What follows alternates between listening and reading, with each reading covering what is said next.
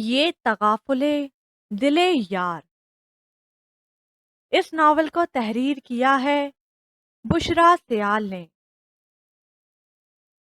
What? ان کی بات سن کر اس کے ہاتھوں کے طوطے اڑ گئے تھے۔ وہ ناقابل یقین نگاہوں سے ماں کو دیکھ رہا تھا۔ اس کی آنکھوں میں دکھ اور حیرت کے سائے ہلکورے لے رہے تھے۔ آپ لوگ ایسا سوچ بھی کیسے سکتے ہیں؟ بامشکل جذبات کو کنٹرول کرتے ہوئے آواز کو حتی المقدور نارمل رکھنے کی سعی میں وہ ضبط کی انتہاؤں پر پہنچا۔ ایسا پہلی دفعہ نہیں ہو رہا جو تم اتنا واویلا مچا رہے ہو۔ یہ تو اس خاندان کی روایت ہے، صدیوں سے ہوتا چلا آ رہا ہے۔ انہیں اپنی آواز اجنبی محسوس ہو رہی تھی۔ خوبرو جوان بیٹے سے نظریں چرا کر اس کے دائیں ہاتھ کو اپنے ہاتھوں میں لیتے ہوئے نرمی سے بولی، روایت؟ مائی فٹ! وہ لب بھیج کر رہ گیا۔ اس نے آہستگی سے اپنا ہاتھ ان کے ہاتھوں میں سے نکالا تھا۔ کمرے میں اس وقت موت کا سناٹا چھایا ہوا تھا۔ میں خود بابا سے بات کرتا ہوں۔ وہ کسی انتہائی فیصلے پر پہنچتا ہوا اٹھ کھڑا ہوا تھا۔ نہیں، نہیں یشب! وہ خوفزدہ ہو کر اٹھ کھڑی ہوئیں۔ ایسا کچھ بھی مت کہنا جس سے حویلی کے مکین میری تربیت پر انگلیاں اٹھائیں۔ وہ منت بھرے انداز میں بولی۔ خفگی سے بھرپور نظر ان پر ڈال کر وہ باہر نکل گیا تھا۔ وہ ہلتے ہوئے پردے کو دیکھتی رہ گئی۔ شام کے سائے گہرے ہونے لگے تھے۔ فضا میں تاریکی کے ساتھ خنکی کا احساس بھی بڑھ رہا تھا۔ برآمدے کی سیڑھیوں پر بیٹھی وہ بوسیدہ حال دیواروں کو دیکھ رہی تھی جن کا پلستر جگہ جگہ سے اکھڑ گیا تھا۔ در و دیوار سے خستہ حالی ٹپک رہی تھی۔ پورے گھر پر خاموشی کی دبیس طے پڑی ہوئی تھی۔ جیپ کے ٹائروں کی بھاری آواز نے اس خاموشی میں ارتعاش پیدا کیا تھا۔ دروازے پر جو دستک شروع ہوئی تو ایک تواتر سے ہوتی چلی گئی۔ کون ہے بھئی؟ آتا ہوں۔ اندر سے ابا نے کھانستے ہوئے ہانک لگائی۔ جو کوئی بھی تھا شاید بہت جلدی میں تھا۔ لگتا ہے آج بارش ہوگی۔ دونوں ہاتھوں کو آپس میں رگڑتے ہوئے نگاہ آسمان کی طرف اٹھا کر ابا خود کلامی کے انداز میں بولتے ہوئے دروازے کی جانب بڑھے۔ آسمان پر بادل روئی کے گولوں کی شکل میں ادھر سے ادھر چکراتے پھر رہے تھے۔ چھوٹے صاحب آپ؟ دروازہ کھولتے ہی ابا کی گھبرائی ہوئی آواز اس کی سماعت سے ٹکرائی۔ چاچا کرم دین، مجھے آپ سے کچھ ضروری بات کرنی ہے۔ ابا اسے ساتھ لے کر اندر چلے آئے۔ پری کی ماں، پری کی ماں! وہ آوازیں دیتے ہوئے ہانپنے لگے۔ اپنے چھوٹے صاحب آئے ہیں۔ رنگین پھولوں والی چادر لا کر چارپائی پر بچھاؤ۔ پرتہ مسرت اور کچھ گھبراہٹ میں ان کو کچھ سمجھ نہ آ رہا تھا۔ اس سب کی ضرورت نہیں ہے، میں صرف آپ سے بات کرنے آیا ہوں۔ وہ دونوں میاں بیوی اس کے سامنے سر جھکائے کھڑے تھے۔ آپ حکم کریں چھوٹے صاحب۔ وہ سر جھکائے کھڑے تھے۔ برآمدے کی سیڑھیوں پر بیٹھی پریحان کا دل یکبارگی زور سے دھڑکا تھا۔ اسے ایک ایک پل صدیوں کے برابر لگنے لگا تھا۔ اس کا پورا جسم اس وقت عضوِ سماعت بن گیا تھا۔ میں آپ کی بیٹی سے شادی نہیں کر سکتا۔ بہتر یہ ہوگا کہ آپ حویلی والوں کو انکار کر دیں۔ بدکتے تمام اس نے اپنا مدعا بیان کیا تھا۔ اس کا اختیار ہمیں نہیں ہے صاحب۔ بہتر یہی ہے کہ آپ خود یہ بات حویلی میں کریں۔ کرم دین بولا۔ Okay fine. وہ اٹھ کھڑا ہوا۔ اگر یہ شادی ہو بھی گئی تو اس کے بدترین نتائج کے آپ سب ذمہ دار ہوں گے۔ اپنی بات کہہ کر وہ رکا نہیں، ادھر ادھر دیکھے بغیر دہلیز عبور کر گیا۔ چھن سے کچھ اس کے اندر ٹوٹا تھا۔ احساس ذلت سے اس کی خوبصورت سبز آنکھوں میں آنسو آ گئے تھے۔ جوان اولاد کے ساتھ زبردستی نہیں کرنی چاہیے، اس کا نتیجہ اچھا نہیں نکلتا۔ کمال صاحب ابھی کمرے میں آئے تھے۔ وہ ان کے پاس بیٹھ کر آہستہ آواز میں بولی، بیٹے کی وکالت کرنے آئی ہو؟ چائے کا مگ اٹھاتے ہوئے ایک گہری نظر صالحہ بیگم پر ڈالی۔ میرا اکلوتا بیٹا ہے، میرے بھی کچھ ارمان ہیں اس کے حوالے سے۔ وہ اپنے موقف کا دفاع کرتے ہوئے بولی، آپ اپنے سب ارمان پورے کریں، کسی نے روکا ہے؟ پل بھر کے توقف کے بعد وہ دوبارہ گویا ہوئے۔ آپ کا بیٹا انگلینڈ سے MBA کی ڈگری لے کر آیا ہے۔ اتنا ذہین ہے میرا بیٹا۔ رفتہ رفتہ اس کا تنفس تیز ہونے لگا تھا۔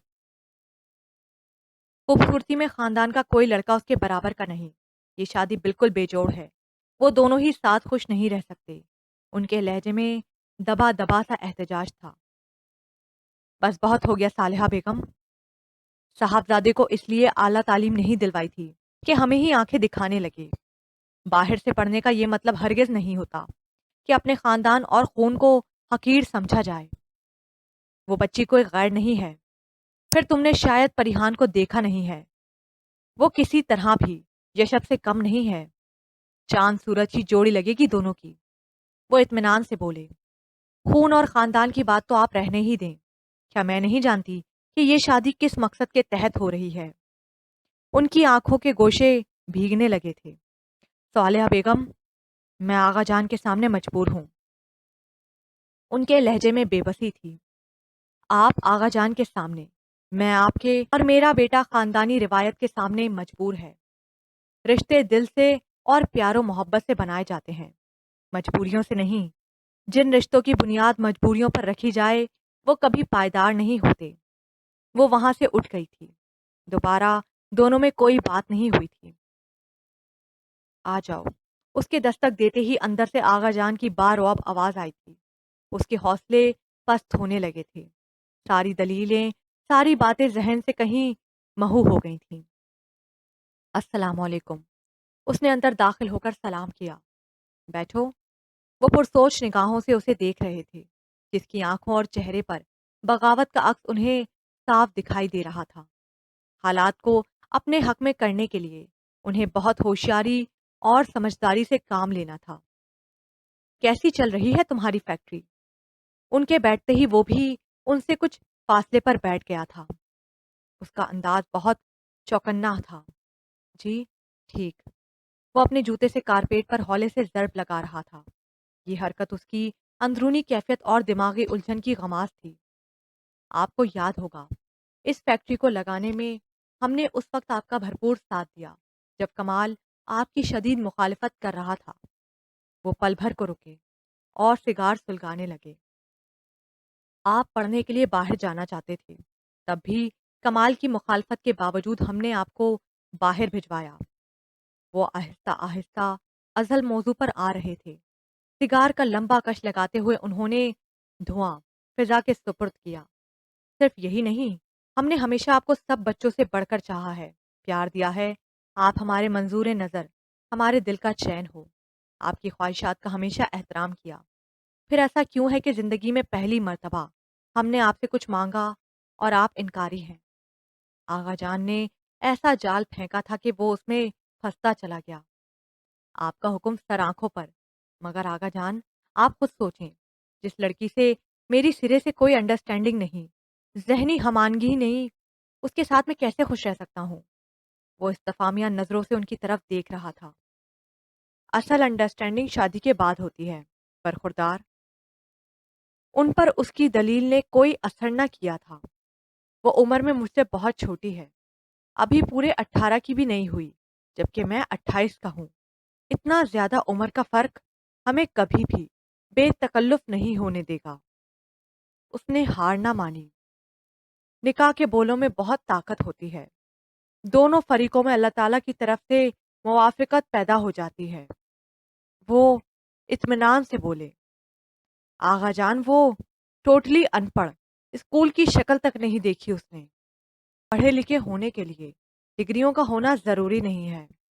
وہ بچی بہت سلجھی ہوئی اور سمجھدار ہے۔ ہمیں یقین ہے وہ آپ کو بہت خوش رکھے گی۔ پھر بھی اگر آپ کو ہمارا فیصلہ قبول نہیں ہے تو ہم آپ کو مجبور نہیں کرتے۔ وہ اٹھ کھڑے ہو گئے تھے۔ وہ بھی احتراماً کھڑا ہو گیا۔ شاید آپ بہت بڑے ہو گئے ہیں۔ آپ کی نظر میں ہمارے فیصلوں کی کوئی اہمیت نہیں رہی۔ آغا جان یکدم بہت کمزور اور بوڑھے نظر آنے لگے۔ ہمیں کوئی گلہ نہیں، بس ہمارا مان توڑا ہے آپ نے۔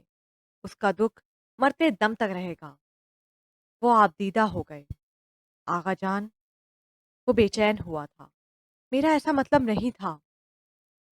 ان سے بے حد پیار کرتا تھا۔ ان کو ناراض کرنے کا سوچ بھی نہ سکتا تھا۔ مجھے آپ کا فیصلہ قبول ہے۔ اپنی آواز اسے پاتال میں سے آتی محسوس ہوئی تھی۔ پری وہ سیڑھیوں پر سر گھٹنوں میں دیے بیٹھی تھی، ان کی آواز پر بھی اس کے وجود میں جنجبش نہ ہوئی تھی۔ جا کر سو جاؤ۔ انہیں اس کی کیفیت کا اندازہ تھا۔ نیند نہیں آئی اماں، اس کی آواز بھاری ہو رہی تھی۔ انہوں نے اندھیرے میں چمکتے اس کے چاند چہرے کو دیکھا تھا۔ پری ایک وعدہ کرو مجھ سے۔ اماں اس کے اور قریب آئی تھیں۔ اس نے بھیگی پلکیں اٹھا کر ان کی سمت دیکھا تھا۔ اپنے شوہر کا دل جیتنے کی کوشش کرو گی، کبھی ماں باپ کی تربیت پر حرف نہ آنے دو گی۔ اماں اندر چلی گئی تھی۔ تمام رات وہ اور بوڑھا آسمان مل کر روئے تھے۔ اپنے بیڈ روم کی کھڑکی میں کھڑا وہ باہر دور تک پھیلی تاریکی کو دیکھ رہا تھا۔ بارش کا شور ہر طرف پھیلا ہوا تھا۔ اس کا دماغ اس کا ساتھ نہ دے رہا تھا۔ دماغ معاف ہو رہا تھا۔ دل کا بوجھ حد سے سوا تھا۔ دروازے پر دستک ہوئی۔ اس کی محویت ٹوٹی، شکستہ قدموں سے چلتا ہوا وہ کمرے کے دروازے تک آیا۔ ماں جان آپ؟ انہیں اس وقت اپنے سامنے دیکھ کر وہ پریشان ہوا تھا۔ اس کی نظریں بے اختیار ہی وال کلاک کی جانب اٹھ گئی تھی جو رات کے 1:30 بجا رہا تھا۔ اندر آ جائیں۔ اس نے ایک طرف ہو کر انہیں راستہ دیا۔ مجھے معاف کر دینا یشب شاہ، میں آپ کے لیے کچھ نہ کر سکی۔ ان کے لہجے کی افسردگی اور شرمندگی نے اسے کچھ بھی کہنے سے باز رکھا تھا۔ یقین کرو پریحان بہت اچھی، پلیز ماں جان۔ اس نام کو سنتے ہی اس کے اندر تلخی کا احساس بڑھ گیا تھا۔ اس کا احساس زیاں اور زیادہ ہو گیا تھا۔ وہ ایک بار پھر کھڑکی میں جا کر کھڑا ہوا تھا۔ آپ سب ایک دن سر پکڑ کر روئیں گے۔ اس کی بات سے وہ اندر تک لرز گئی تھی۔ یشب احمد شاہ ولد کمال احمد شاہ باعوض سکہ راج الوقت 2 لاکھ حق مہر آپ کو نکاح میں قبول ہے۔ نکاح خواہ کی آواز اس کی سماعتوں سے ٹکرائی۔ اسے اپنا دل سینے کا پنجرہ توڑ کر باہر آتا محسوس ہوا۔ اس کے ارد گرد کیا ہو رہا تھا؟ وہ غائب دماغی سے سب کچھ دیکھ رہی تھی۔ یشب احمد شاہ جو کل بہت زوم سے اس سے شادی سے انکار کر کے گیا تھا، آج وہیں آیا بیٹھا تھا۔ حویلی میں سے بہت کم لوگ آئے تھے، البتہ حویلی میں جشن کا سما تھا۔ کرم دین اب ہمیں اجازت دو۔ نکاح کے فوراً بعد آغا جان اٹھ کھڑے ہوئے تو باقی تمام افراد بھی باہر نکل آئے۔ صحن میں سے گزرتے ہوئے اس کی غیر ارادی نظر برآمدے کی طرف اٹھی تھی، جہاں چادر میں لپٹا وجود کرم دین کی بیوی کے گلے لگا سسک رہا تھا۔ اس کے پورے وجود پر کپ کپی تاری تھی۔ پاس کھڑی لڑکی شاید اس کی سہیلی تھی۔ وہ رو رہی تھی اور کرم دین اسے چپ کروا رہا تھا۔ اسے کرم دین اور اس کی بیوی پر ترس آیا تھا۔ وہ ایک رقیق القلب انسان تھا۔ سر جھٹک کر وہ باہر نکل گیا۔ حویلی میں ان کا شاندار استقبال کیا گیا تھا۔ وہ خاموش تماشائی بنا سب دیکھ رہا تھا۔ سب لوگ ان کی جوڑی کو سراہ رہے تھے۔ کسی کی آنکھوں میں حسد تھا تو کسی کے رشک۔ وہ ہر چیز سے بے نیاز اور لا تعلق نظر آ رہا تھا۔ اس نے پریحان پر ایک نظر ڈالنا بھی گوارا نہ کیا۔ رات دیر تک رسموں کا سلسلہ جاری رہا۔ اس کی برداشت جواب دینے لگی تھی۔ ماں جان یہ تھک گئی ہوں گی، انہیں روم میں پہنچا دیں۔ اس بات پر سب کزنس نے اس کا خوب ریکارڈ لگایا تھا، مگر ان سب کو نظر انداز کرتا ہوا وہ اپنی اسٹڈی میں آ گیا۔ زندگی یہ کس مقام پر لے آئی ہے مجھے؟ وہ ایک کے بعد ایک دوسری سگریٹ سلگا رہا تھا۔ دروازے پر کھٹکا ہوا۔ اس نے سگریٹ کو ایشٹرے میں مسلا۔ رات بہت ہو گئی ہے، اب اپنے روم میں جاؤ بیٹا۔ ماں جان اس کے قریب آ کر نرمی سے بولی۔ وہ بیٹے کی کیفیت کو اچھی طرح سمجھ رہی تھی۔ میں نے جتنا کیا یہ بھی میری ہمت اور برداشت سے بہت زیادہ ہے۔ مجھ سے مزید کوئی امید مت رکھیے گا۔ وہ ان کی طرف سے رخ موڑ کر کھڑا تھا۔ میں جانتی ہوں میرا بیٹا رشتوں کی اہمیت، ادب و احترام سے اچھی طرح واقف ہے۔ آپ کی ناراضگی تو ہم سے ہے۔ اس لڑکی کا تو اس پورے واقعے میں سرے سے کوئی قصور ہی نہیں ہے۔ وہ اسے رسانیت سے سمجھاتے ہوئے بولی، اسے بہت تیز بخار ہے، تھکی ہوئی بھی ہے، جاؤ آپ کا انتظار کر رہی ہے۔ ماں جان، میں اس وقت تنہائی چاہتا ہوں۔ ان کی بات سے اسے اپنے دل کا بوجھ بڑھتا ہوا محسوس ہوا تھا۔ یہ رونمائی کا تحفہ ہے، اسے دے دینا۔ انہوں نے مخملی کیس اس کے آگے کیا، جیسے اس نے مکمل طور پر نظر انداز کیا تھا۔ کیس اس کے سامنے رکھ کر وہ باہر چلی گئی۔ رات بھر سردی میں برآمدے کی سیڑھیوں پر بیٹھنے کی وجہ سے اسے تیز بخار ہو گیا تھا۔ تھکاوٹ سے بدن چور تھا۔ کمرے میں ہیٹر آن تھا۔ بہت دیر سے سر جھکا کر بیٹھنے کی وجہ سے سر اور کاندھے درد کر رہے تھے۔ کمر اکڑ چکی تھی۔ آنکھیں جھپک جھپک کر نیند بھگانے کی کوشش میں بے حال تھیں۔ دروازہ آہستہ سے نوک کر کے وہ اندر آ گیا تھا۔ ہاتھ میں پکڑے کوٹ کو اس نے لاپرواہی سے صوفے پر اچھال دیا۔ بلا ارادہ ہی اس کی نظریں بیڈ کی جانب اٹھی تھیں اور پلٹنا بھول گئی تھیں۔ اس کی بے انتہا سفید رنگت میں گلابی پن نمایاں تھا۔ خوبصورت ستواں ناک گلابی ہونٹ اس کا انتظار کرتے کرتے وہ سو گئی تھی۔ اس کی لمبی گھنی پلکیں رخساروں کو چوم رہی تھیں۔ وہ کسی نوخیز کلی کی مانند دکھائی دے رہی تھی۔ اس کی نظروں کا ارتکاز تھا یا کیا کہ وہ ایک دم گھبرا کر اٹھی تھی۔ کچی نیند سے جاگنے کی وجہ سے اس کی آنکھوں میں گلابی ڈورے پڑے ہوئے تھے۔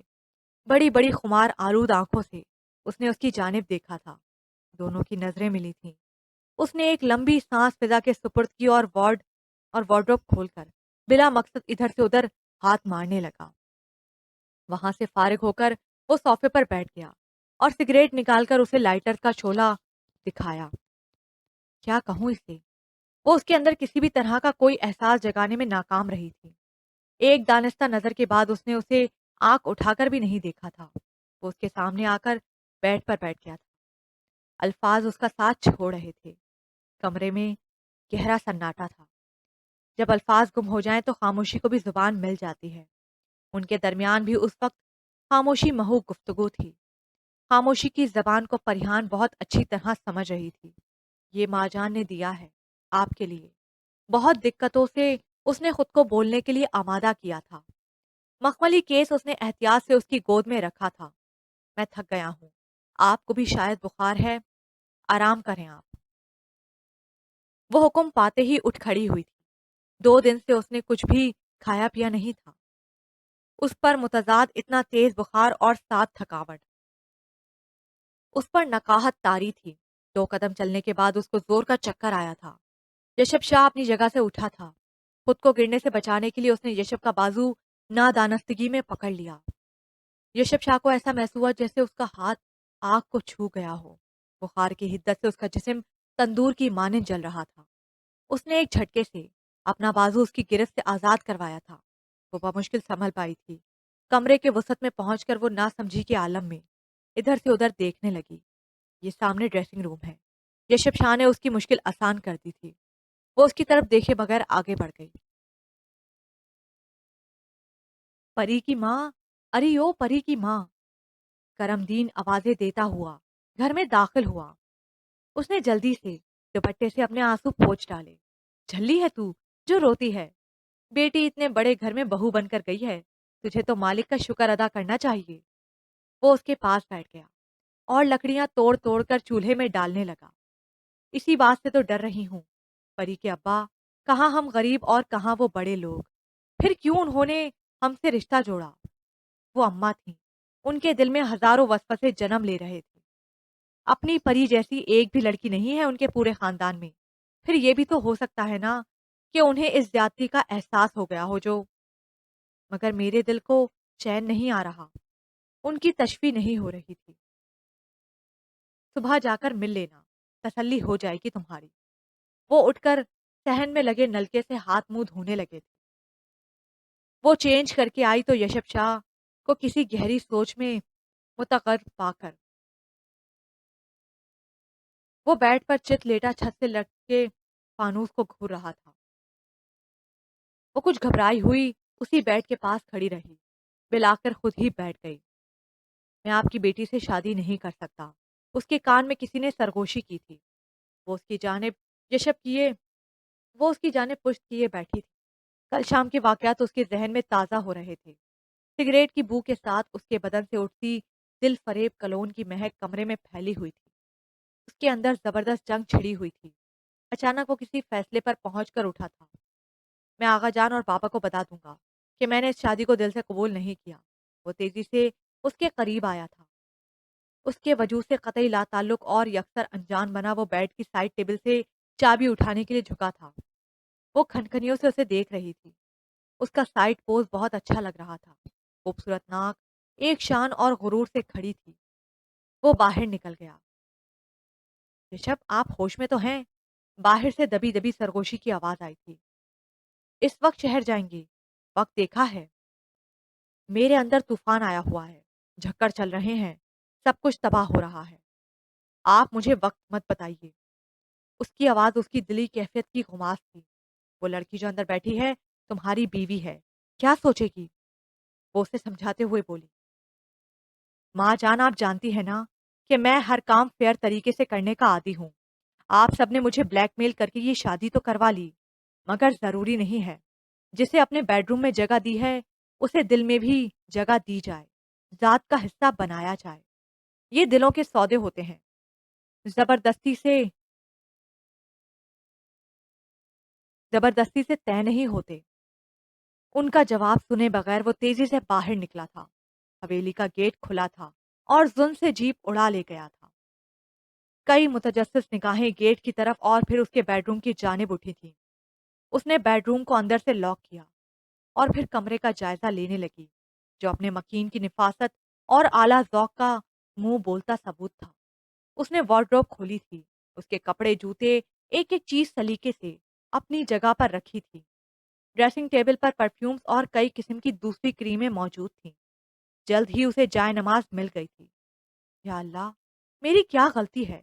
کون سا گناہ سرزد ہوا ہے مجھ سے کہ جس کی سزا یہ ملی ہے؟ آنسو ایک تواتر سے اس کی آنکھوں سے بہہ رہے تھے۔ اتنی ذلت، اس قدر توہین میں نے کب چاہا تھا کہ میری شادی اس شخص سے یا اس حویلی میں ہو۔ بہت زیادہ رونے سے دل کا بوجھ کچھ ہلکا ہوا تھا۔ روتے روتے جائے نماز پر ہی اس کی آنکھ لگ گئی تھی۔ کیا میں اندر آ سکتی ہوں؟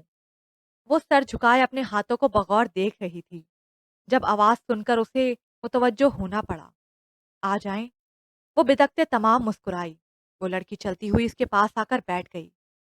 میرا نام انبساط ہے، میں یشب کے چچا کی بیٹی ہوں۔ وہ دوستانہ انداز میں مسکراتے ہوئے خوش دلی سے بولی۔ تمہارا نام کیا ہے؟ پریحان۔ وہ بامشکل بول پائی۔ بہت خوبصورت ہے تمہارا نام، بالکل تمہاری طرح۔ اس نے کھلے دل سے تعریف کی تھی۔ کیا میں تم سے کچھ بات کر سکتی ہوں؟ اس نے محتاط نظروں سے دروازے کی طرف دیکھتے ہوئے رازداری سے پوچھا۔ جی بالکل۔ پریحان اسے سمجھ نہیں پا رہی تھی۔ مجھے بے حد افسوس ہے کہ یشب رات تمہیں چھوڑ کر مجھے بے حد افسوس ہے کہ یشب رات تمہیں چھوڑ کر شہر چلا گیا۔ اسے دراصل انہیں ایک ضروری کام سے اچانک جانا پڑا، ورنہ بات ادھوری چھوڑ کر وہ اس کی طرف دیکھنے لگی۔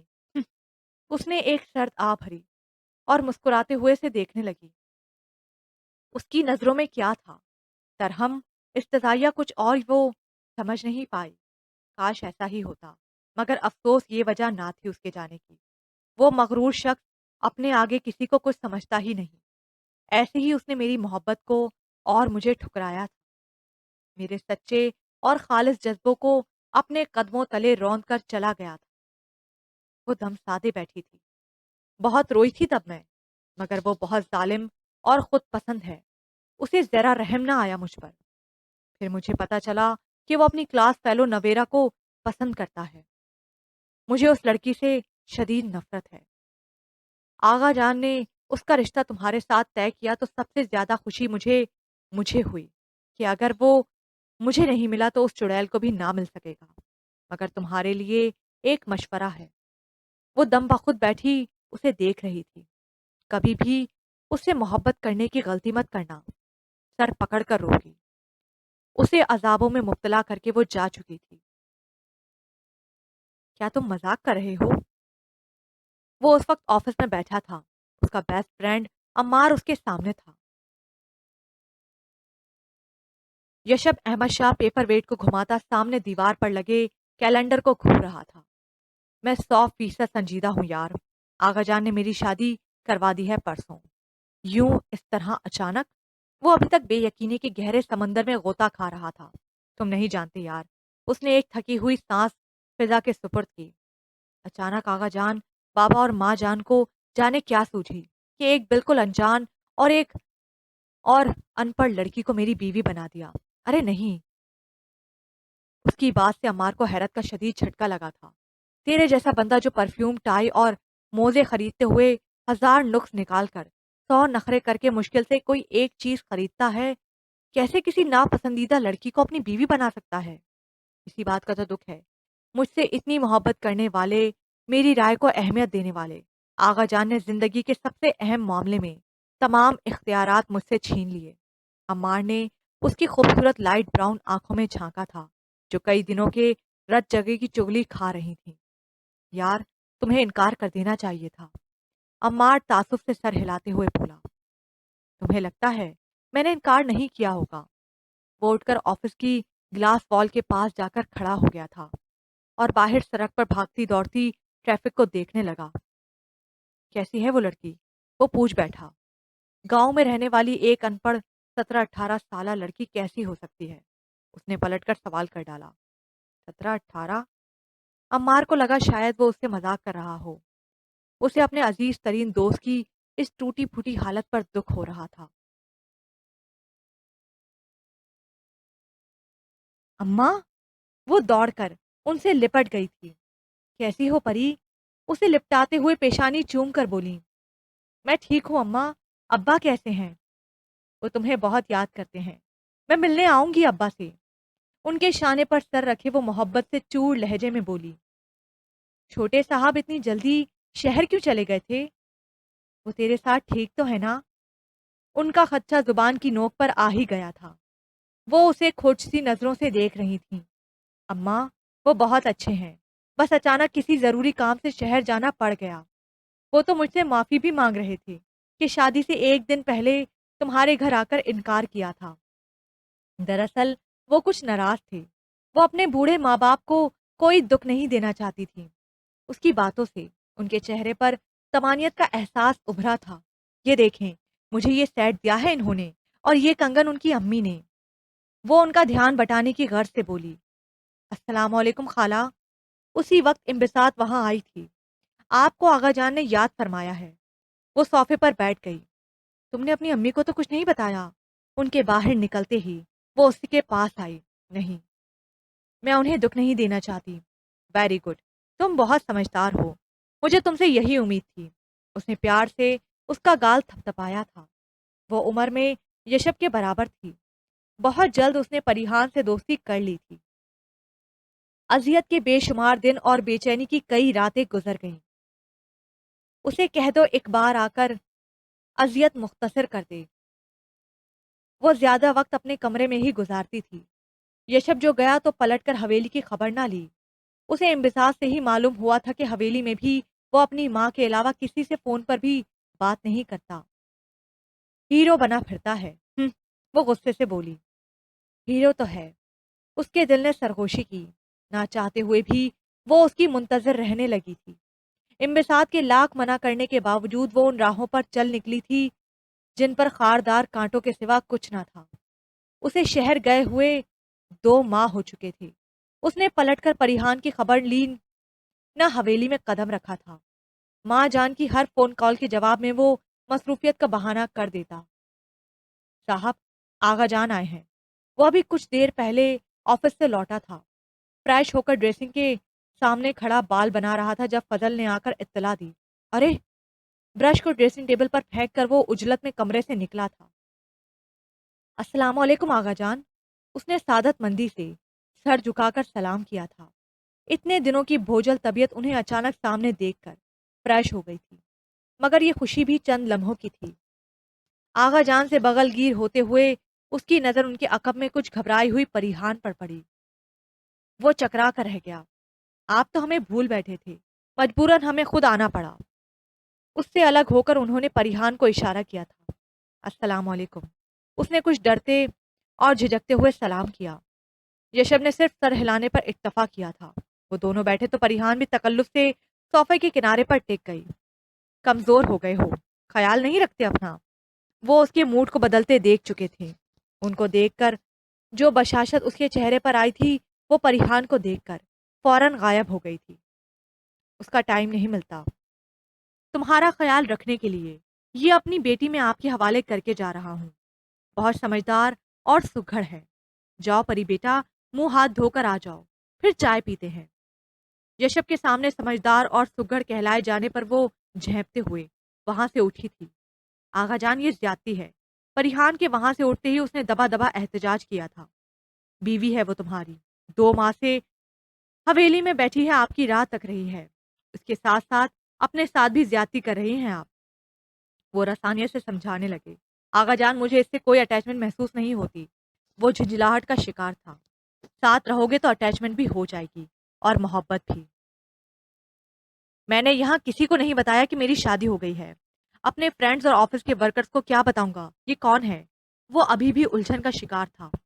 ایک پارٹی میں سب کو مدعو کرو اور بتا دو کہ میری شادی ہو گئی ہے۔ وہ منہ ہاتھ دھو کر آ گئی تھی۔ اس کی بات سن کر اندر آنے کی ہمت نہ ہو رہی تھی۔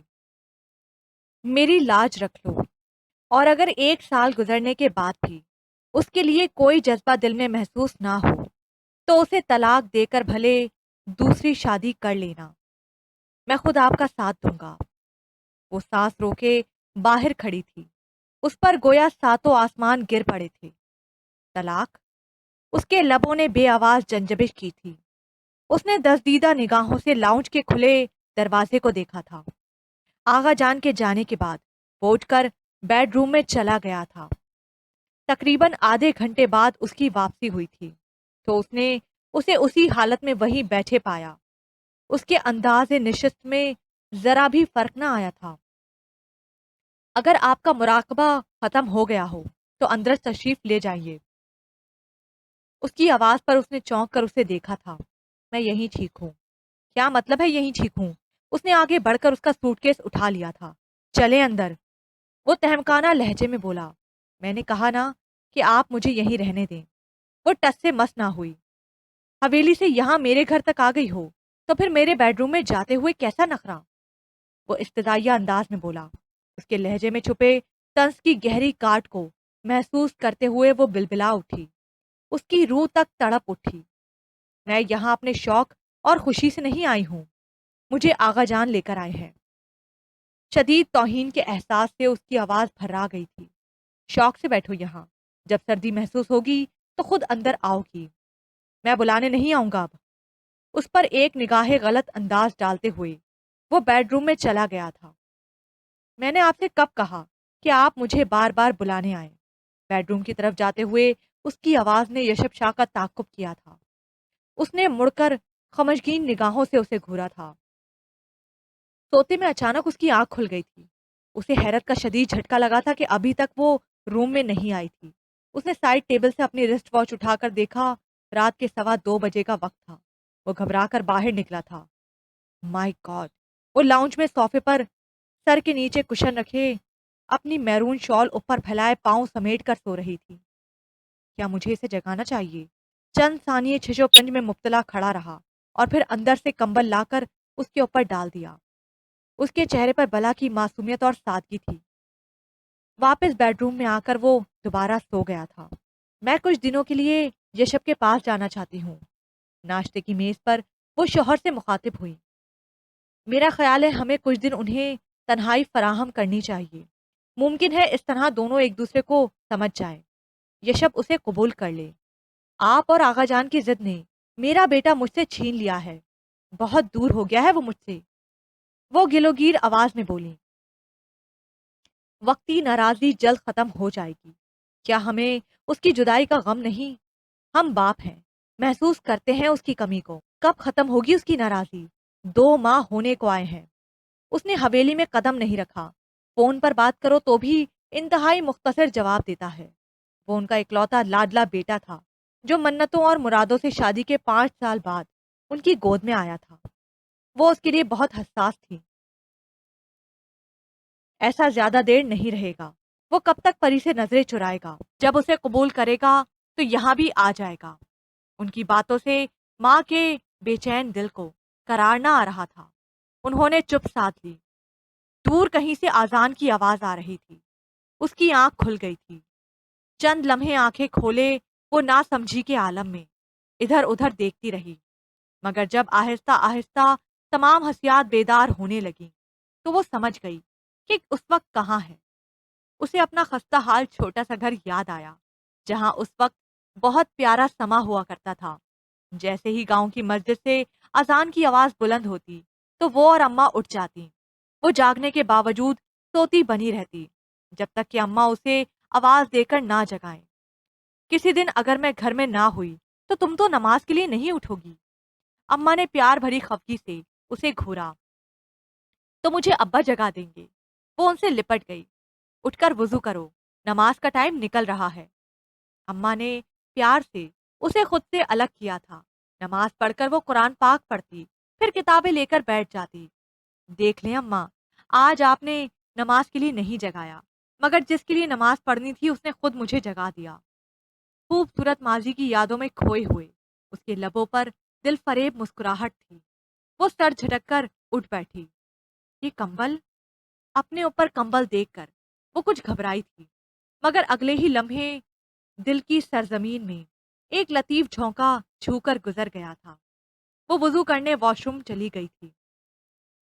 بی بی صاحبہ آپ رہنے دیں، میں اپنے صاحب کے سب کام اپنے ہاتھ سے کرتا ہوں۔ وہ کچن میں آ کر ناشتہ بنانے لگی جب چاچا فضل اس سے مخاطب ہوا۔ آپ کرتے ہوں گے سب کام، مگر اب میں آ گئی ہوں نا، تو اب سے سب کام میں ہی کیا کروں گی۔ وہ پورا اعتماد لہجے میں بولی۔ دیکھ لیں بی بی، صاحب ناراض نہ ہو جائیں۔ وہ ڈر رہا تھا۔ ارے، وہ ہنستی، نہیں ہوتے خفا، آپ فکر مت کریں۔ صاحب 7 بجے بیڈ ٹی لیتے ہیں اور 8 بجے ناشتہ، ناشتے میں جوس اور… آپ پریشان مت ہوں، میں جو کچھ بناؤں گی صاحب کو پسند آئے گا۔ فضل چاچا باہر چلے گئے تھے۔ فضل چاچا، میری بیڈ ٹی… وہ بولتا ہوا کچن میں داخل ہوا تھا۔ اسے سامنے دیکھ کر اسے حیرت ہوئی تھی۔ وہ بڑی تندہی اور چستی سے کام کرنے میں مصروف تھی۔ ناشتے کی میز انواع اقسام کے لوازمات سے بھری ہوئی تھی۔ وہ چکرا کر رہ گیا۔ السلام علیکم۔ اسے دیکھ کر پل بھر کو اس کے ہاتھ رکے تھے، مگر دوبارہ کام کرنے لگی تھی۔ یہ سب کیا ہے؟ اس نے ٹیبل کی طرف اشارہ کیا تھا۔ ناشتہ آپ کے لیے۔ واٹ؟ اسے حیرت کا شدید جھٹکا لگا تھا۔ یہ سب تو میں کبھی نہیں کھا سکتا۔ وہ روح کھائی سے بولا۔ اسی وقت چاچا فضل اندر داخل ہوئے۔ چاچا، میری بیڈ ٹی نہیں لائے آپ؟ ایسا پہلی مرتبہ ہوا تھا کہ وہ وقت پر اس کے کمرے میں بیڈ ٹی نہ لائے ہوں، ورنہ ادھر 7 بجتے ادھر چاچا بیڈ ٹی سمیت حاضر ہوتے۔ وہ بی بی صاحبہ نے منع کر دیا۔ وہ سر جھکا کر مودب ہو کر بولے۔ ربش۔ وہ اسے گھور کر رہ گیا۔ ہٹاؤ یہ سب یہاں سے، میں اس قسم کی چیزیں نہیں کھاتا۔ اس نے کیمے کے پراٹھوں کی طرف اشارہ کیا۔ پریہان پر گھڑوں پانی پڑ گیا تھا۔ چاچا فضل کے سامنے اسے شدید سبکی کا احساس ہوا تھا۔ اس نے منہ سے ایک لفظ نہ نکالا، بس خاموشی سے اس کی سائڈ سے نکلتی چلی گئی۔ آپ نے سارا دن کچھ نہیں کھایا، کیوں؟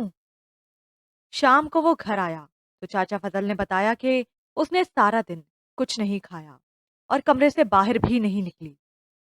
میری مرضی، اٹھ کر بیٹھتے ہوئے ہٹ دھرمی سے بولی۔ اس نے دوپٹہ اچھی طرح سر پر لے لیا تھا۔ یشب شاہ نے بطور خاص اس کی اس حرکت کو نوٹ کیا تھا۔ یہاں آپ کی فضول مرضی نہیں چلے گی۔ اگر فاقے کر کے جان دینی ہے تو حویلی میں جا کر یہ شوق پورا کرنا۔ یہاں میں ایسا کچھ بھی افورڈ نہیں کر سکتا۔ اس کے اترے ہوئے چہرے پر گہری نظر ڈالتے ہوئے بولا۔ آپ بے فکر رہیں، میرا ایسا کوئی ارادہ نہیں۔ میرا ایسا کوئی ارادہ کبھی ہوا تو یہاں سو ہرگز جان نہیں دوں گی۔ کسی ایسی جگہ جا کر مروں گی جہاں آپ کو کوئی الزام نہ دے۔ اس کے اس قدر بے خوفی سے بولنے پر وہ بس اسے دیکھ کر رہ گیا۔ آقا جان مجھے معاف نہیں کریں گے، وہ شگفتگی سے بولا۔ اس نے کوئی جواب نہ دیا۔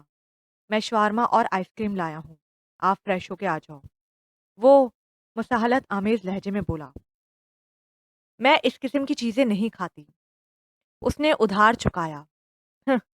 یشب کا جاندار کہا اس کا دل جلا گیا۔ بدلہ لینا کمزوری کی علامت ہے، وہ ہنس کر بولا۔ آپ سے کس نے کہا میں بہادر یا طاقتور ہوں؟ اس نے بیڈ سے اتر کر لباس کی شکنیں ہاتھ سے درست کرتے ہوئے کہا۔ اس نے یشب شاہ کے ساتھ بیٹھ کر شوارما کھایا تھا۔ اب وہ بالکل خاموش تھی۔ میں کہتی ہوں اپنی پری کی کوئی خیر خبر نہیں، شہر جا کر معلوم تو کرو کس حال میں ہے۔ کرم دین گھر آیا تو وہ انہیں گھیر کر بیٹھ گئی۔ خیریت سے ہی ہوگی، شاید ہمارا وہاں جانا حویلی والوں کو اچھا نہ لگے۔ حقے کا کش لگا کر دھواں فضا کے سپرد کرتے ہوئے بولے۔ بیٹی ہے وہ ہماری، ایسے کیسے اسے لا تعلق رہیں؟ مجھے ہر وقت اس کی یاد ستاتی ہے۔ ان کی آنکھوں سے آنسوؤں کی جھڑی لگ گئی تھی۔ پری کے بغیر گھر انہیں بھی بہت سونا اور اداس لگ رہا تھا۔ اتوار کا دن تھا۔ وہ معمول کے مطابق اٹھا، بیڈ ٹی لی اور پری کو تلاش کرتا ہوا اسٹڈی میں آ کر گیا۔ وہ کتاب اسٹڈی ٹیبل پر رکھے نہایت اہمناک سے پڑھ رہی تھی۔ ہمیشہ کی طرح دوپٹہ سر پر اوڑھ رکھا تھا۔ وہ پڑھنے میں اس قدر مہو تھی کہ اس کی آمد سے بے خبر رہی۔ کیا آپ کے پاس ڈھنگ کا کوئی ڈریس ہے؟ اس نے ٹیبل پر جھکتے ہوئے اس کو متوجہ کیا۔ اتنی صبح اس طرح اچانک اسے اسٹڈی میں اپنے سامنے دیکھ کر وہ اچھل پڑی تھی۔ جی کیا مطلب؟ میں سمجھی نہیں۔ اس نے کتاب فوراً بند کر دی تھی۔ یشب شاہ اس کی اس اضطراری حرکت کو نوٹ کر چکا تھا۔ میرے بیسٹ فرینڈ عمار نے ہم دونوں کو ڈنر پر انوائٹ کیا ہے۔ کیا آپ کے پاس کوئی ایسا ڈریس ہے جو پہن کر جا سکیں، یا مارکیٹ سے جا کر لے آتے ہیں؟ اس کی نظریں مسلسل اس کی کتاب کی طرف تھیں، جسے شاید وہ اسے چھپانا چاہتی تھی۔ میرے سب ڈریسز تو ایسے سادہ ہی ہیں، آپ دیکھ لیں۔ وہ اس کی توجہ کتاب سے ہٹانا چاہتی تھی اور اس میں کامیاب بھی رہی۔ یہ سب تو بہت ہی سادہ ہے، میرا خیال ہے آپ کے لیے نیو ڈریس لینا ہوگا۔ ناشتے کے بعد وہ اسے اپنے ساتھ لے کر مارکیٹ گیا تھا۔ کچھ پس و پیش کے بعد وہ ساتھ جانے پر رضامند ہو گئی تھی۔ یشب شاہ نے اسے ڈریسز کے ساتھ میچنگ شوز، جیولری اور میک اپ کا بھی اچھا خاصا سامان لے دیا تھا۔ اور کچھ چاہیے؟ شاپنگ بیگ کو ہاتھ میں پکڑے وہ اس سے مخاطب ہوا تھا۔ نہیں بس اب گھر چلیں۔ وہ گھبراہٹ محسوس کر رہی تھی اتنی تفصیلی شاپنگ سے۔ وہ گھیر والی فراک اور چوڑی دار پجامے کے ساتھ بڑا سا دوپٹہ سر پر اوڑھے تیار تھی۔ اس شہد رنگ بالوں کی کچھ لٹیں اسے پریشان کر رہی تھیں۔ وہ کافی زیادہ نروس تھی۔ سوٹ کی ہم رنگ چوڑیاں، دوسرے ہاتھ میں کنگن جو ماں جان نے دیے تھے، رونمائی کا تحفہ جو یشب شاہ نے دیا تھا، خوبصورت سونے کا سیٹ جس میں ڈائمنڈ لگے تھے، اس نے وہ پہن رکھا تھا۔ دوپٹہ اس طرح مت لو۔ اس کو دیکھتے ہی یشب شاہ نے آگے بڑھ کر دوپٹہ اس کے سر سے اتار دیا تھا۔ نہیں پلیز۔ اس نے بے اختیار دوپٹہ سر پر ڈال لیا تھا۔ میں آپ کی ہر بات نہیں مان سکتی، اس طرح اچھا نہیں لگ رہا۔ ڈریس کی ساری گریس خراب ہو رہی ہے۔ پھر وہاں کون ہوگا جس سے آپ پردہ کر رہی ہیں؟ آپ کا دوست تو ہوگا نا؟ Okay fine. وہ گاڑی کی چابی اور اپنا والیٹ اٹھا کر باہر نکل گیا تھا۔ کھانا خوشگوار ماحول میں کھایا گیا تھا۔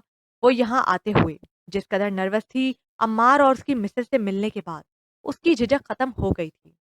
وہ دونوں میاں بیوی اسے فل پروٹوکول دے رہے تھے، ایک ایک چیز اسے پیش کر رہے تھے۔ ویسے آپ کا نام بہت خوبصورت ہے، پریحان۔ کیا مطلب ہے آپ کے نام کا؟ عمار نے ایک دم سوال کیا تھا۔ پریوں جیسی، اس نے ہچکچاتے ہوئے جواب دیا۔ Very nice. اس نے جھینپتے ہوئے یشب شاہ کو دیکھا۔ وہ زیر لب مسکرا رہا تھا۔ واقعی نام بھی پیارا ہے اور مطلب بھی بالکل تمہاری طرح۔ عمار کی مسز نے بھی کھلے دل سے تعریف کر ڈالی۔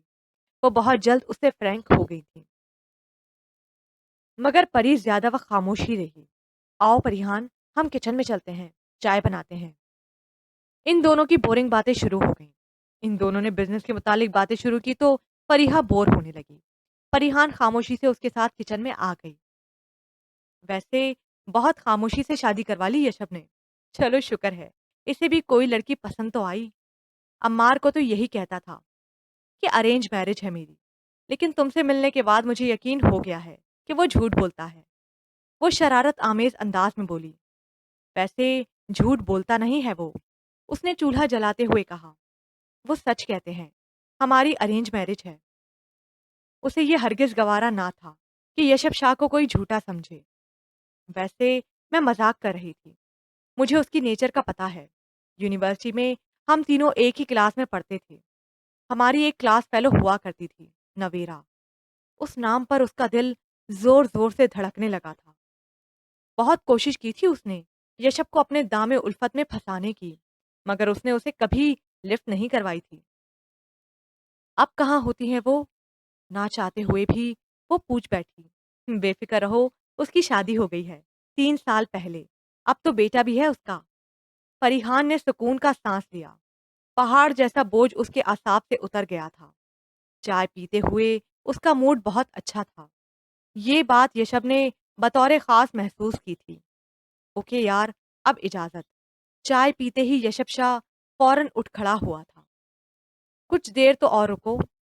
ان دونوں میاں بیوی نے روکنا چاہا۔ ٹائم بہت ہو گیا ہے، انشاءاللہ پھر ملاقات ہوگی۔ اس نے فریحان کو اشارہ کیا تھا۔ وہ فریحہ کو گلے مل کر عمار کو سلام کر کے پورچ میں آ گئی۔ فریحہ نے اسے بہت پیارا سوٹ دیا تھا۔ عمار بھائی، اس کی ضرورت نہیں۔ اس کے سر پر ہاتھ پھیرتے ہوئے عمار نے سبز رنگ کے کئی نوٹ اسے تھمائے۔ بھائی کہا ہے تو اب انکار نہیں چلے گا، وہ شفقت سے بولا۔ ان کی بے لوث محبت اور خلوص نے اس کا دل جیت لیا تھا۔ اوائل فروری کی شامیں بے حد اداس گزر رہی تھیں۔ یشب شاہ کے جانے کے بعد وہ اسٹڈی میں آ جاتی اور اپنی کتابیں کھول کر بیٹھ جاتی۔ اس نے یہ بات یشب شاہ سے چھپائی تھی کہ وہ پرائیویٹ امیدوار کے طور پر گریجویشن کا امتحان دینے کا ارادہ رکھتی ہے۔ یہ نمبر کس کا ہے؟ اس نے فون کا بل میز پر اس کے سامنے پھینکا تھا۔ پری کی تو مانو جان ہی نکل گئی، معلوم نہیں۔ اس نے تجاہل عارفانہ سے کام لیتے ہوئے کہا، اس گھر میں میرے اور آپ کے علاوہ کوئی تیسرا فرد نہیں ہے۔ میں تو اس نمبر کو جانتا تک نہیں، کال کرنا تو دور کی بات۔ تو مطلب یہی ہوا کہ آپ کال کرتی رہی ہیں۔ وہ حتی المقدور لہجے کو نارمل رکھنے کی صحیح کر رہا تھا۔ میری سہیلی شگفتہ کا نمبر ہے، گاؤں میں میرے گھر کے ساتھ ہی اس کا گھر ہے۔ میں اس کے نمبر پر اماں کو کال کرتی تھی۔ اس نے جلد ہی اعتراف جرم کر لیا تھا۔ مائی گڈنس! اس نے دائیں ہاتھ کا مکہ بائیں ہاتھ میں مارا۔ پری کو اپنا دل اچھل کر حلق میں آتا محسوس ہوا۔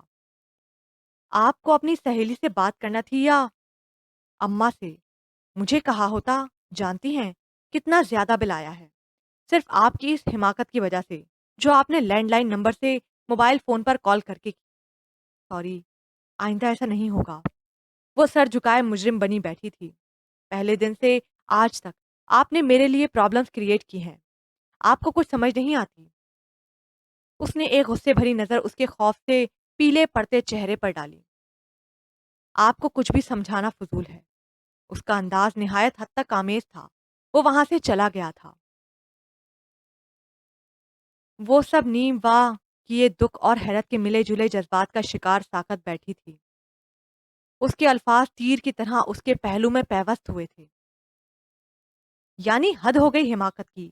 لینڈ لائن نمبر سے موبائل فون پر کال کرتی رہی ہے، وہ بھی 2 گھنٹے تو کبھی 3 گھنٹے روزانہ۔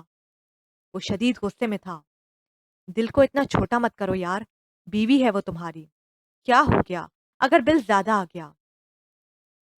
اگر تمہارا پیسہ تمہاری بیوی خرچ نہیں کر سکتی تو کیا فائدہ اتنی دولت کمانے کا؟ عمار کو اس کی بات بہت بری محسوس ہوئی تھی۔ جانتا تھا تم اس کی فیور کرو گے۔ وہ جل کر بولا، فیور کے نہیں، اصول کی بات ہے۔ بیوی ہے تمہاری، رائٹ بنتا ہے اس کا۔ عمار اس سے ناراض ہونے لگا تھا۔ فریحان کو وہ اپنی بہنوں کی طرح چاہنے لگا تھا۔ اس چھوٹی سی پیاری سی لڑکی سے اسے پوری ہمدردی تھی۔ کہاں ہے اس وقت؟ سو رہی ہے۔ تم میری ٹینشن کو نہیں سمجھ سکتے۔ آقا جان اور بابا کے فیصلے نے مجھے سولی پر لٹکا رکھا ہے۔ کس اذیت سے گزر رہا ہوں کوئی نہیں جانتا۔ الفاظ تھے یا برچھیاں، فریحان کے سینے میں پیوست ہوئے تھے۔ سسکیاں اس کے اندر دم توڑ رہی تھیں۔ گڈ نائٹ، میں سوتا ہوں، صبح آفس جانا ہے۔ تم سے الفاظ اس کے منہ میں ہی رہ گئے تھے۔ وہ صوفے سے اٹھا تو لاؤنج کے دروازے کے پاس وہ کھڑی نظر آئی۔ ایک دم وہ سناٹے میں آ گیا تھا۔ وہ شکوہ کناں نظروں سے اسے دیکھ رہی تھی۔ اچانک مڑی اور اندر بھاگ گئی۔